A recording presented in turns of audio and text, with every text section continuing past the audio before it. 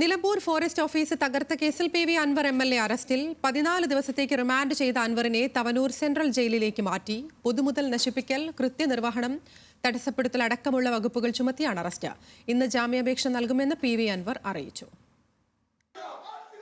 Forest office തകർത്ത സംഭവത്തിൽ കേസെടുത്തെങ്കിലും ഇന്നലെ തന്നെ അൻവറിന്റെ അറസ്റ്റ് പ്രതീക്ഷിച്ചിരുന്നില്ല.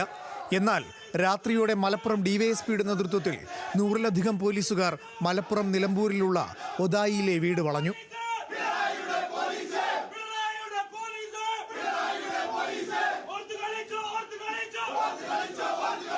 പിന്നീട് ഡിവൈഎസ്പിയും നിലമ്പൂർ CAയും അൻവറിന്റെ വീടിനുള്ളിൽ 9:30-ഓടെ അറസ്റ്റ് രേഖപ്പെടുത്തി. പോലീസ് വാഹനത്തിൽ കയറാനായി വീടിന് പുറത്തെത്തിച്ചപ്പോൾ ആദ്യ പ്രതികരണം, ഞാനൊരു നിയമസാമാജികനെ MLA ആയതുകൊണ്ട് ഇപ്പം വഴങ്ങുക, അല്ലെങ്കിൽ പിണറായിന്റെ അപ്പന്റെ അപ്പം വിചാരിച്ചാലേ എന്നെ അറസ്റ്റ് ചെയ്യാൻ കഴിയില്ലല്ലോ. ജീവൻ ബാക്കിയുണ്ടെങ്കിൽ പുറത്തിറങ്ങിയ ബാക്കി ഞാൻ കാണിച്ചു കൊടുക്കുക. വീട്ടിൽ നിന്ന് വൈദ്യപരിശോധനയ്ക്കായി ജില്ലാ ആശുപത്രിയിലേക്ക്.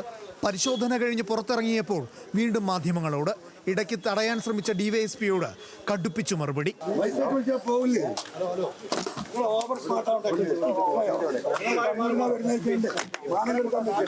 11:15-ഓടെ നിലമ്പൂർ 1-ാം ക്ലാസ് ജുഡീഷ്യൽ മജിസ്ട്രേറ്റിന്റെ വസതിയിൽ, അവിടെ നിന്ന് തവനൂർ സെൻട്രൽ ജയിലിലേക്ക്.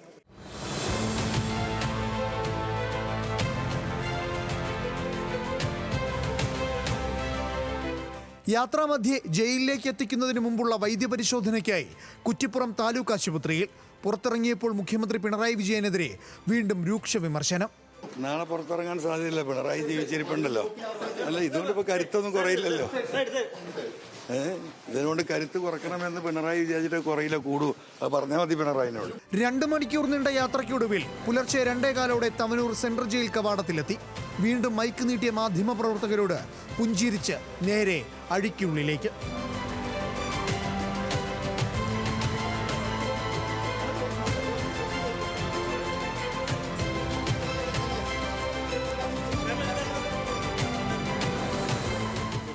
കഴിഞ്ഞ ദിവസം കരുളായി വനത്തിൽ ആദിവാസി യുവാവ് കാട്ടാനയുടെ ആക്രമണത്തിൽ കൊല്ലപ്പെട്ടിരുന്നു.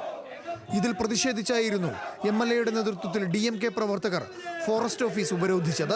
പ്രതിഷേധക്കാർ ഓഫീസിന്റെ പൂട്ട് തകർത്ത് അകത്ത് കിടന്ന് നാശനഷ്ടങ്ങൾ ഉണ്ടാക്കിയിരുന്നു. തുടർന്നാണ് കേസും അറസ്റ്റും. അൻവർ ഉൾപ്പെടെ 11 പേർക്കെതിരെയാണ് കേസെടുത്തിരിക്കുന്നത്. മലപ്പുറത്ത് നിന്ന് ശാന്തകുമാർ വെള്ളാലത്തിനും അനിൽക്ക സയ്യിദിനുമൊപ്പം ന്യൂസ് ഡെസ്ക്, ന്യൂസ് മലയാളം.